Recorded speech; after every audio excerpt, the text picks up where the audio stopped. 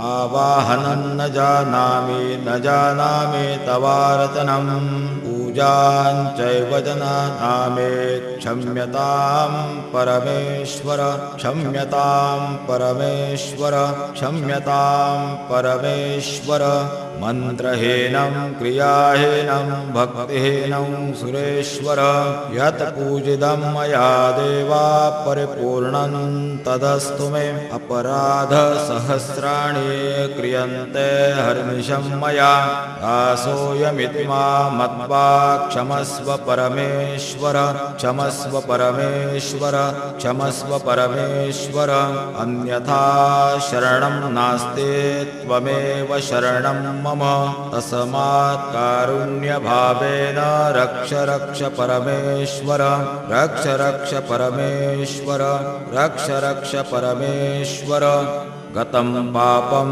गतं दुःखं गतं दारिद्र्यमेव च आगता सुखसम्पत्ते पुण्या च तव दर्शनात् रूपं देहि जयं देहि यशो देहि द्विषो देहि पुत्रान् देहि धनं देहि सर्वान् कामांश्च देहि मे श्रीसिद्धिविनायकाय सांगाय सहपरिवारदेवताभ्यो नमः प्रार्थना समर्पयामि यस्य स्मृत्यार्चनामोक्त्या तपः पूजां क्रियादिषु न्यूनं सम्पूर्णतायादि सत्यो वन्दे तमच्युतं सत्यो वन्दे तमच्युतं सत्यो वन्दे तमच्युतम् अनेन यथा ज्ञानेन यत्कृतं पूजनेन तेन श्री सिद्धिविनायकाय सांगाय सहपरिवाराय देवता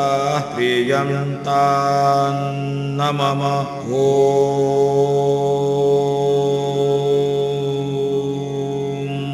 ॐ तत्सद श्रीगजाननार्पणमस्तु।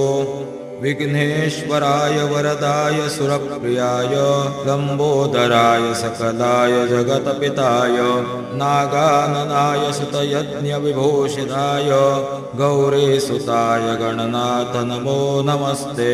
भक्तान् विनाशितपराय गणेश्वराय सर्वेश्वराय शुभदाय सुरेश्वराय विद्याधराय विकटाय च वामनाय भक्तप्रसन्नवरदाय नमो नमस्ते। नमस्ते ब्रह्मरूपाय विष्णुरूपाय ते नमः। नमस्ते रुद्ररूपाय कलिरूपाय ते नमः। विश्वरूपाय स्वरूपाय नमस्ते ब्रह्मचारिणे भक्तप्रसन्नवरदाय नमस्तुभ्यं विनायकम्। त्वां विघ्नशत्रुदनलेति च सुन्दरेति भक्तिप्रदेति सुखदेति फलप्रदेति विद्याप्रदेत्य हरेस्तेस्तु वन्दे तेभ्यो गणेशवरदो भव नित्यमेव। लम्बोदरं नमस्तुभ्यं सततमोदकः प्रिय निर्विघ्नं कुरु मे देवा सर्वकार्येषु सर्वदा।